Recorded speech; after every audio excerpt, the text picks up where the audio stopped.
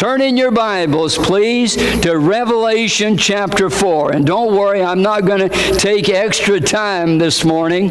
We're just right on the money here, almost time-wise. Revelation chapter 4. The title of the lesson is The View from the Top. The book of Revelation isn't nearly as mysterious as those would want you to think it is, who love to feel superior in their scholarship by giving you charts you don't understand and words and pictures that only they know what they are. But I'll tell you, the book of Revelation is another gospel. I consider it to be the fifth gospel. John's gospel, which ends the four that we normally think of, deals with the ministry of Christ here on earth. Revelation, John's next gospel, follows Jesus Christ into heaven itself. So it's the fifth gospel in that respect. If you have this little outline written down, this is what it's about. The first three chapters deal with Christ communicating. He's got something to say, primarily to the churches. And I'm skipping right over those messages to the churches in chapters 2 and 3 because you can read those and understand them as well as I can. It's Christ communicating, chapters 1 through 3. Next, we have Christ controlling. That's what we're going to look at this morning. Christ controlling as the sovereign God. And chapters 4 through 16, that's all it's about. It's Christ looking over. It's Christ controlling. It's Christ reigning over the world. And all those pictures you have, everything in those chapters, if you don't understand what the symbol is, just say it's God, it's Christ controlling, and you've got it exactly right. You got to remember those pictures were known to the people in the first century, but they're a little foreign to us. So what we have to do is get the big picture. Chapters 4 through 16 are simply about Christ controlling. And then chapters 17 through 19 is Christ conquering. Christ conquering. That tells how at last it is Christ that conquers everything. He conquers sin. He conquers the devil. He conquers death. He conquers the powers of darkness. He conquers the world, and he turns it over to his Father in heaven and to you and to me. And then the last chapters, 20 through 22, is Christ culminating. It's Christ bringing it all to a close. That's all it is. It's Christ bringing it all to a close. It's coming to a close. And Christ is going to end it. The Alpha and the Omega. So that's the book of Revelation. That's it. It's no mystery, is it? It's no mystery. That I've just told you is what it is. So don't worry if you don't understand all those little descriptions of beasts and things like that. They all fall under the heading of what I've just explained to you. No less and no more. The view from the top is chapter 4, first couple verses. And if you look in your Bible, I'll read them with you.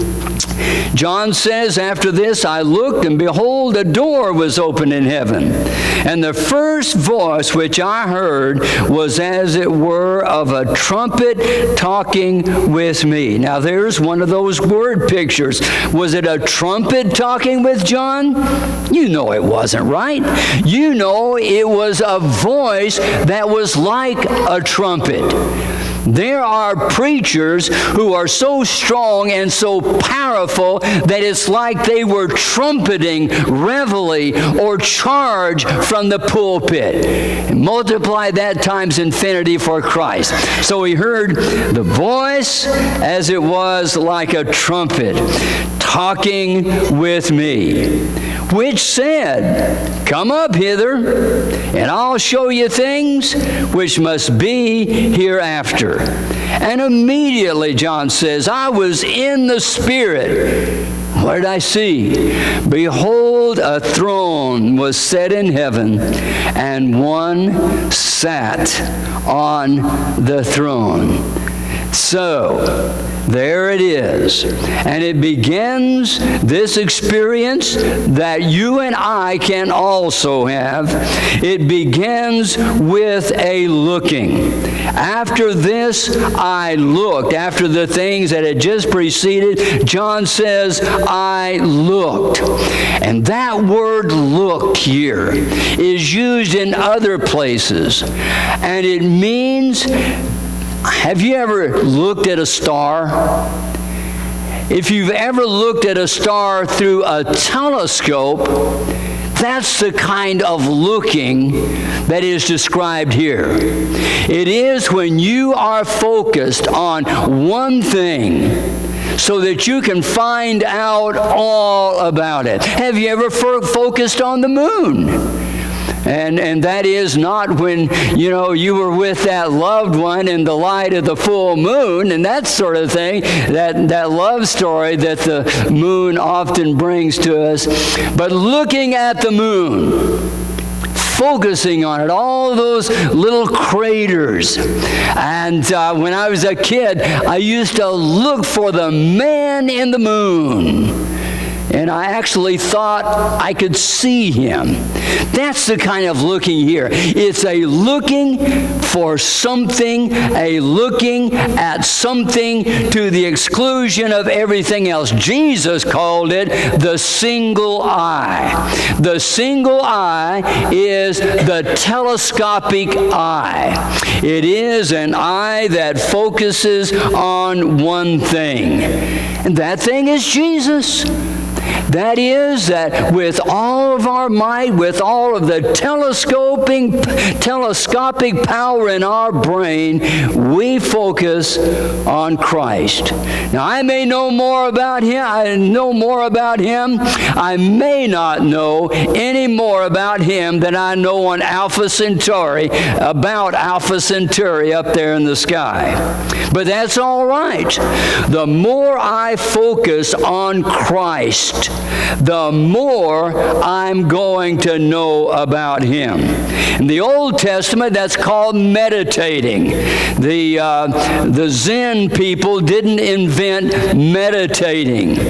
For the most part, the psalmist invented meditating. And if you go to the Psalms, you see over and over, actually from the very beginning, you have the idea of meditating. In that very first Psalm, his delight is in the law of the Lord, and in His law doth he meditate day and night. And you go through the Psalm, meditate on Him, meditate on His works, meditate on His goodness, meditate on His glory, meditate on His law. And that simply means to look at to the exclusion of everything else. So that's the looking. John's look. Everything about his body, mind, and senses was focused on Christ. And so where did that take him? It took him to a door. Behold, a door was opened in heaven. Focusing on heavenly things gives us what I call spiritual X-ray vision. You remember how Superman could see through everything. With his eye, he could see things that no other mortal man could see. And I want to tell you, there is spiritual X-ray vision. It is possible for you, whose eye is so focused on the things of God, you can see things that no other person can see. When I was young and when I was old, I had the privilege of going out to that and looking through that telescope in Flagstaff, Arizona. The very telescope that through which Mars was viewed, and it was thought that Mars must have had civilization on it because it looked like there was a network of canals. Wasn't too accurate on that, but it was the same telescope that found Pluto. Pluto way out there at the end of our solar system. And by looking through that all night long, night after night after night, Percival Lowell finally found Pluto. And you know, when we meditate on the things of God time after time, and the psalmist said he did his meditating at night. He said he focused on God at night. He focused on Christ at night when everything is still. And so here, John sees something that no one else was privileged to see, and that is through his spiritual X-ray vision, he saw a door opened into heaven. And you know, that's not just John's now. Do you know you can have the same thing? And I'm going to show you how. So the next thing, with the door of heaven being opened, the next thing is the voice. The first voice which I heard was, as it were, a trumpet, as a trumpet talking with me. Now, John would hear other voices in heaven. He's already heard the voice of an angel.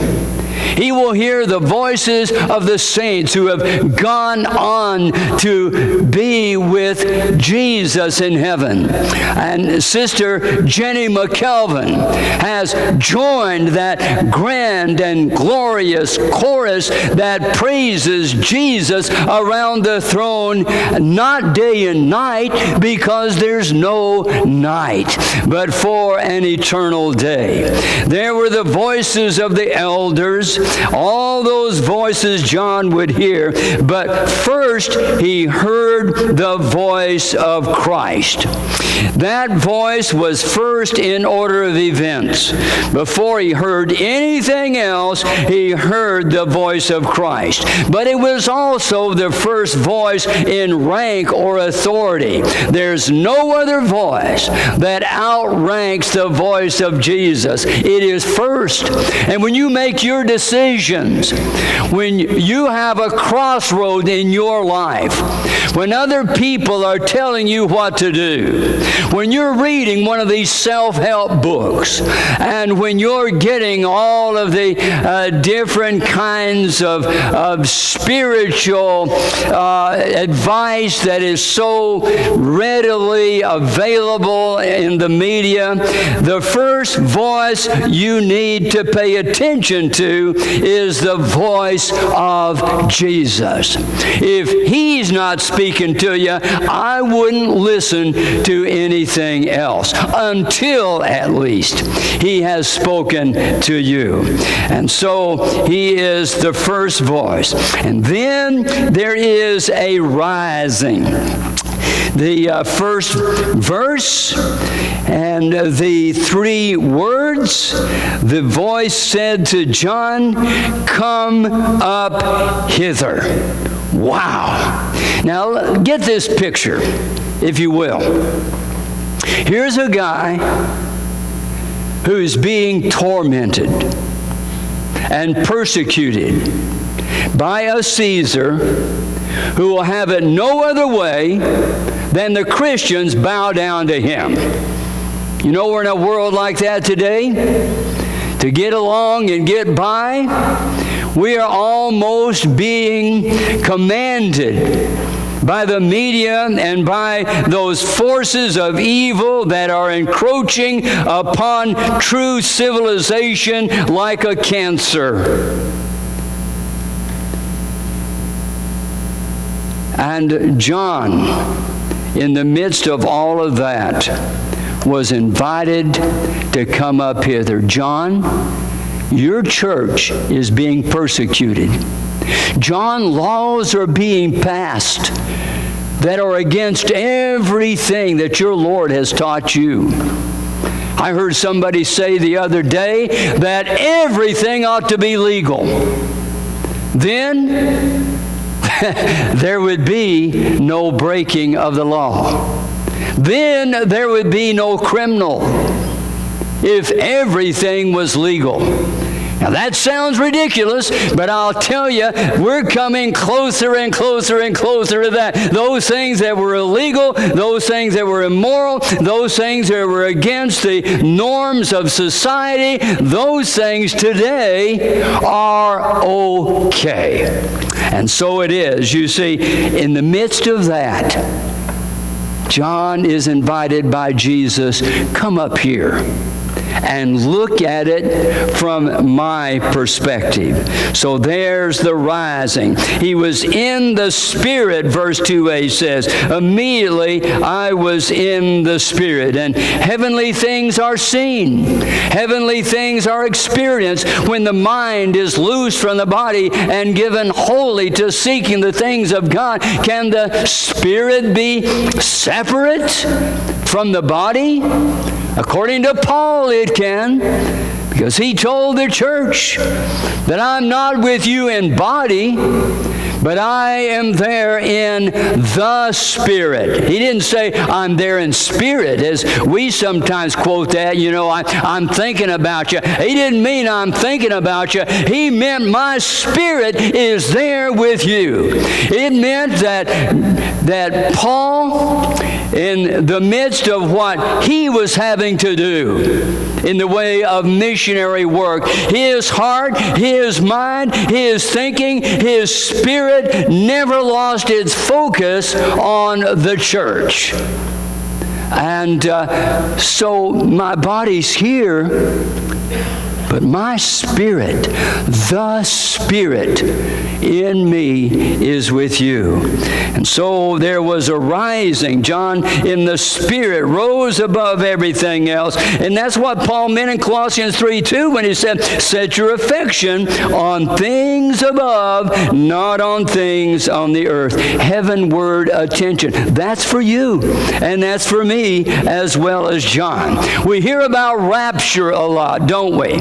And that's something that is pictured as way off out there in the future when a certain church, if you're sitting in their pew, you're going to be caught up into heaven, and if you're not part of that, you're going to be left here to be in a great tribulation. That is so foreign to the Bible, it's almost laughable.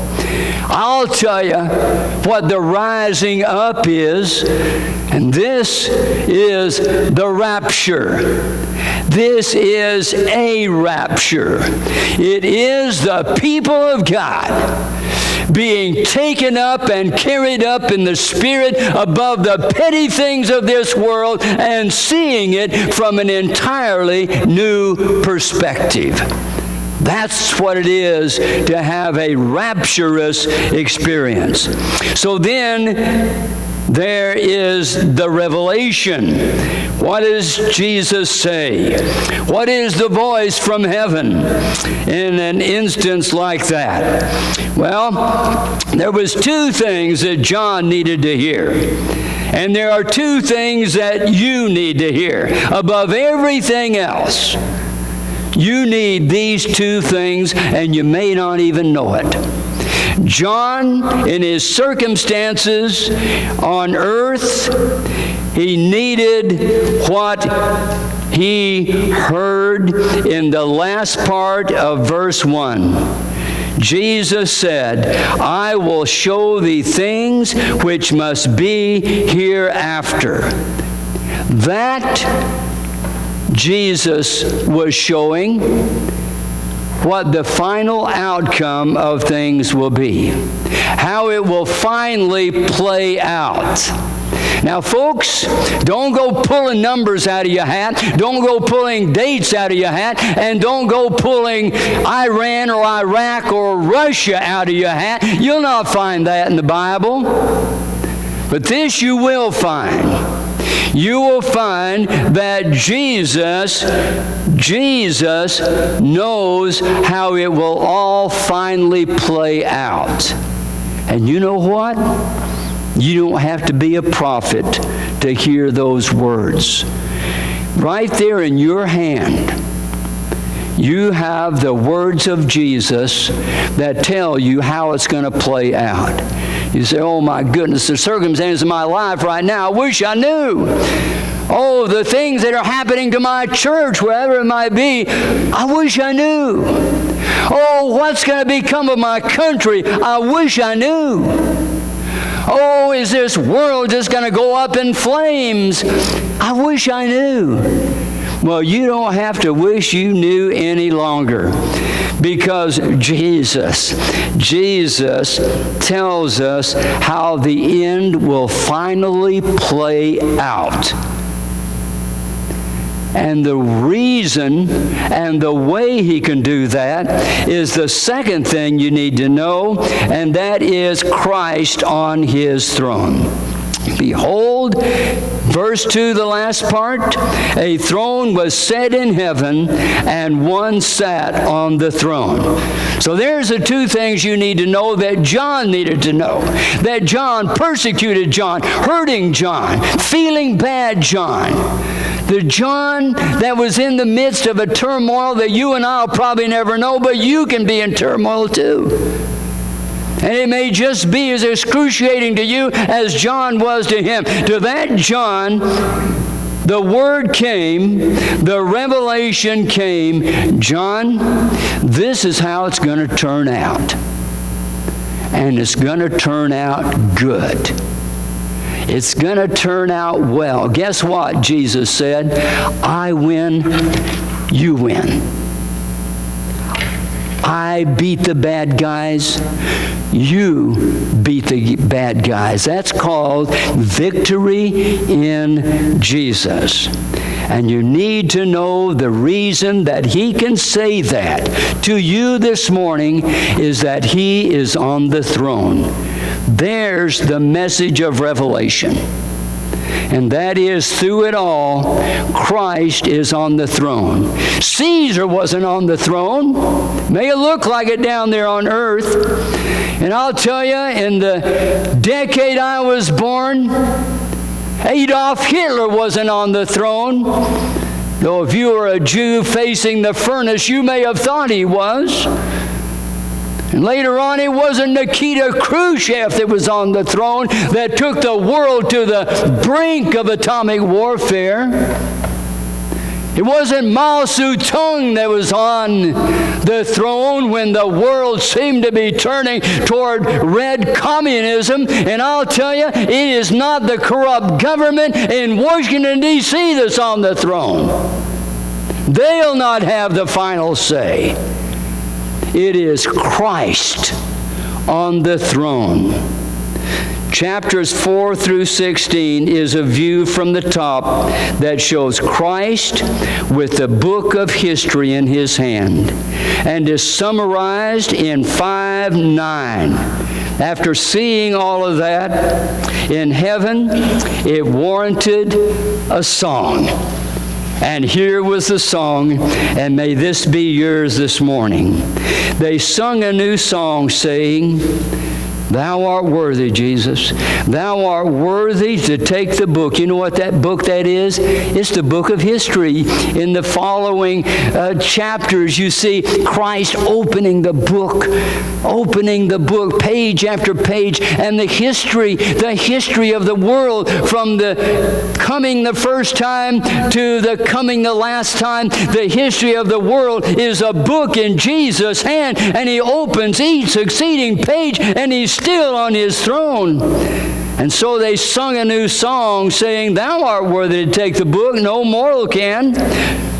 Thou art worthy to take the book and to open the seals thereof, for thou wast slain and hast redeemed us to God by the blood out of every kindred and tongue and people and nation.